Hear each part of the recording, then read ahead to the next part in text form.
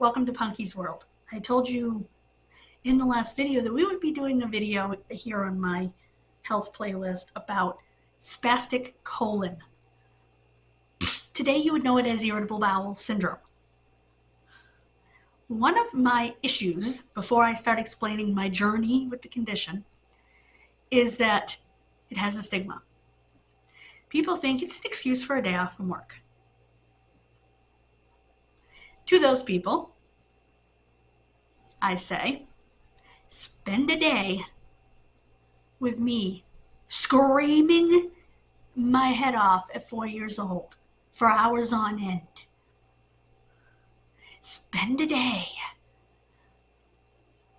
not being able to get out of your bed from a single position because it hurts so bad.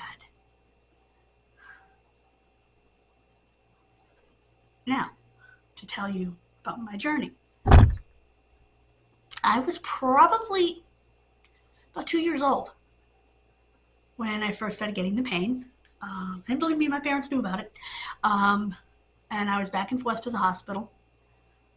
And the last time that I went back to the hospital, I had just gotten out of the hospital. And it happened again. I'm screaming in agony. And my mother called the Oxford ambulance and scared the crap out of them because they had just transported me. And they had just, and I had just come home. And they're like, what is going on? So, I remember part of this. I was probably close to 3. And I was just old enough to talk. And so they brought me back to the hospital again. And I was laying there, and the doctor had said that I was probably going to have an operation to try to figure out what was going on in my belly. And I was yelling, get me an operator, get me an operator. It's hilarious now. Even my parents had to laugh. I think I made them laugh at the time, if I remember correctly. And the doctor said, we'll get you an operator. And but he decided to listen to my tummy, and he happened to catch it at the right time. And my mother said he was an older doctor.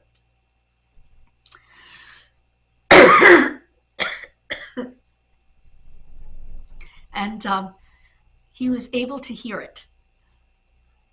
And he said, she doesn't need an operator, a surgeon, in other words.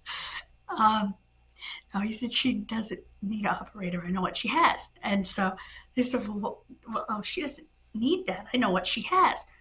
And they said, you know what she has? She has something called spastic colon. He said, it's hard to diagnose because it's hard to hear. If you don't get it right in the middle of an attack, get that stethoscope on that belly, you won't hear it. And so, you won't hear what's going on. Now, to sort of explain what it is, when we talk about spastic colon, or what they now call irritable bowel syndrome, basically, what they used to believe back then, this was in the 70s, is that it was a seizure in the colon. But they learned later that it's actually the nerves in the colon, for some reason, don't get the signal. They scramble the signal from the brain to the colon. Now, the colon has a couple of jobs. One of its jobs is to remove fluid from the waste, good fluid from the waste, absorbs it through its walls into the body, sends it on to the liver, the kidneys, and wherever else.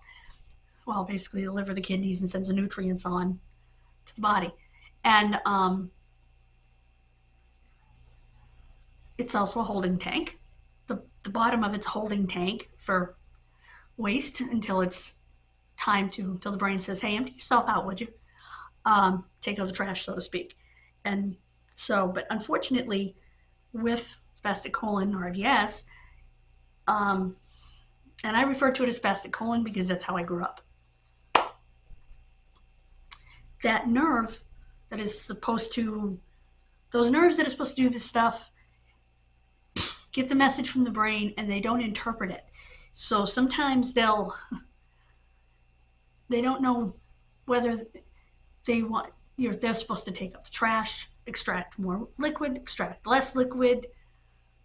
And the colon, because it doesn't know exactly what it's doing, those nerves cause the colon to do this. It's kind of like when someone has a heart rhythm, but it's not a rhythm that's pumping blood around the body, and their heart is just quivering. Well, that's what the colon does. It just quivers, and it squeezes and squeezes, and it's a muscle squeezing. So it's like the worst muscle spasm that you've ever had. That's why they call it spastic colon. Today they know that you can have it with diarrhea or with constipation. IBS-C or IBS-D. I used to have basically IBS-C.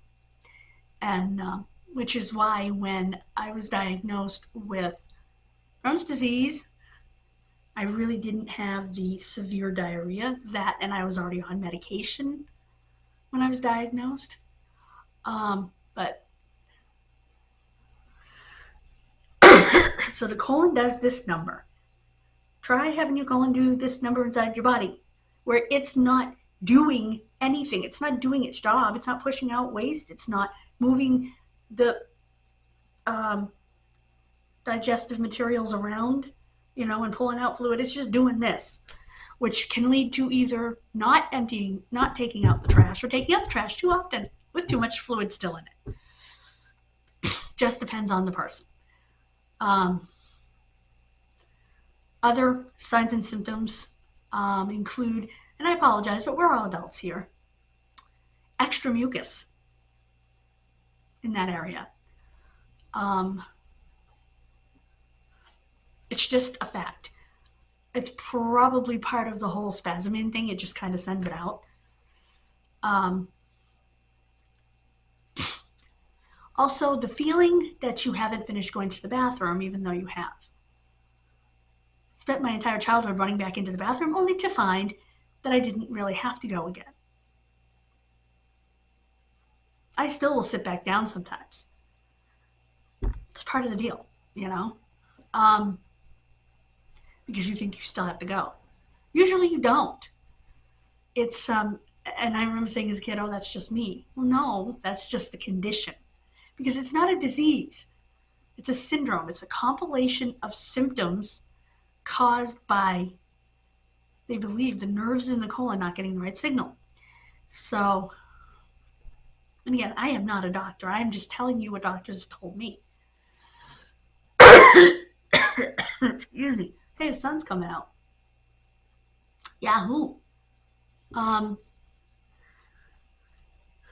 Not that it matters to me for the next 3 days, but which sucks. I like my walking and I miss it. And it's going to be tough after 3 days. But anyway. So, growing up, I would get the spasms so bad. And in the beginning, because they thought it was a seizure of the colon, I took phenobarbital. And, that works in about less than 2 hours and knocks you on your ass. Straight on it. And my mother would say, go to bed. But I'm in pain. But go to bed or you will go to bed. Collapsed.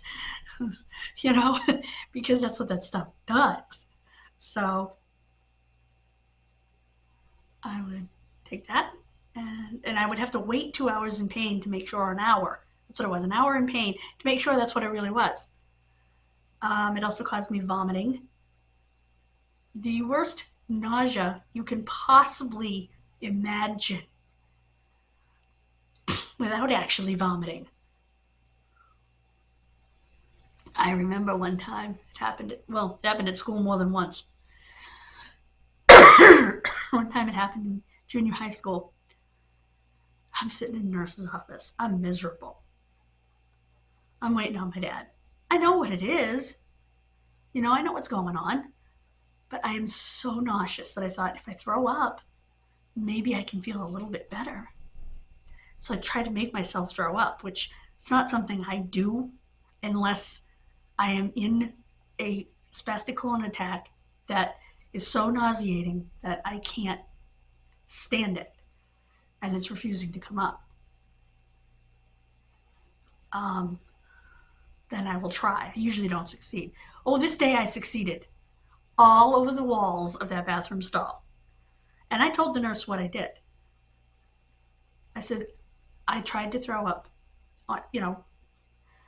making myself throw up because I was so nauseous I couldn't stand it anymore. And once I did it once, it triggered it and allowed me to finish throwing up. I said, I'm so sorry, it's all over the walls. And yes, I made myself throw up. She said, well, should I understand? Because she was a nurse, she understood the condition, she understood what I was feeling. So she wasn't upset with me at all. Didn't take pain away, of course, but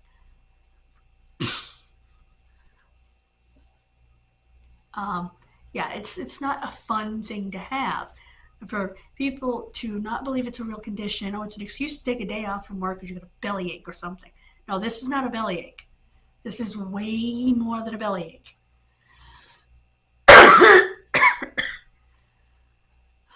Ask any adult that's still actually living that watched me grow up. I remember laying with a heating pad on my belly, curled up in one position, just watching a movie. Not moving from that position because it hurts so bad. And that position and the heating pad combined were giving me some level of bearability. So please share in the comments if you have this or someone you love has this. And if you have a child with these symptoms, if you're wiping their bottom and there's a ton of mucus, or they're having a lot of belly aches, and they're having a lot of either they're vomiting or they're not pooping well, or they're pooping too much, or anything like that, please talk to your pediatrician. Because there are treatments that don't include barbiturates today. So I know if they diagnose it young enough now, they use a nasal gastric tube at night and feed a special formula overnight that goes into the colon and kind of, I guess it relaxes all that. It calms those nerves down so those nerves aren't making the colon go crazy. And one of the things that can make it worse, and one of the reasons that it has stigma to it, is because it's nerve related.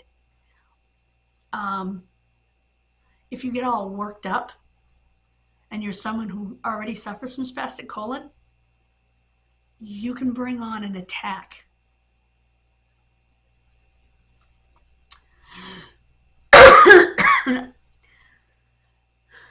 I've noticed the attacks happen less frequently as an adult, as an older adult. Past my 30s, I would say the attacks have been a lot less frequent and don't seem to last as long. So it's not fun.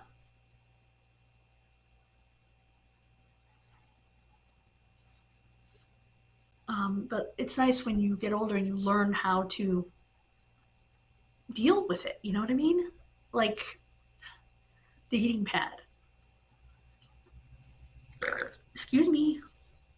One of the things for me when I was little was I would sit somewhere with my knees up like this.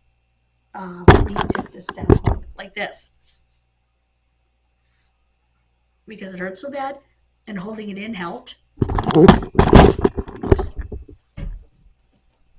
So, yeah, that was how I had to deal. It was awful. So, and it's always fun when it happens at school. I say sarcastically, especially when your classroom is the last classroom at the end of the hall, opposite of the nurse's office. The opposite end of the hall. It's like, okay, this is terrific. How am I going to walk down there? And I remember thinking that very thing. How am I going to walk down there? I wonder, is that the hole? How is this hole? Yeah, it is, I believe. Yep, it is. This part.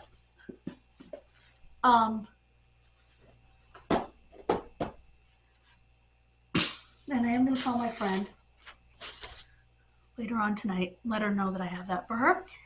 And because I think she's going to be so excited. I'll watch her open it through the door.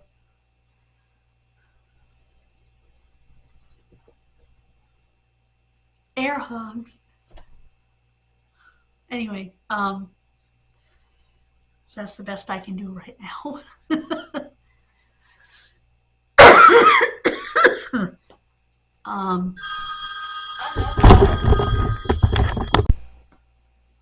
Sorry about that. That was actually the public health nurse, the town nurse, which was nice of her to call me back. I wasn't sure if she would. There are too many cases now to do contact tracing. So they're not going to let the lady know, but I let everyone know that I'm close to. What? I can't find it. There it is. That piece of hair was driving me crazy. Everything's opposite on the camera. So there's just too many cases to do contact tracing now. But the town still does like to know when there are cases. So I did the right thing by calling. And she wished me the best of luck. She told me 5 days. Test on day 6, which is exactly what I planned on doing. So she also told me for 5 days after the negative test on day 6, hopefully, that I need to wear a mask in public. I said, I'll wear my KN95. She said, well, with asthma, you probably should be wearing a mask this time of year anyway because of the flu season and having asthma. And I said, well, if I am 100% again, between all these infections, I will be getting my flu shot, but he wants me to get my booster first.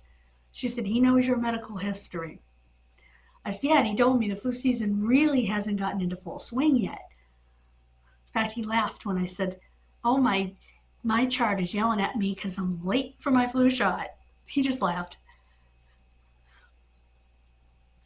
But we were talking about spastic colon.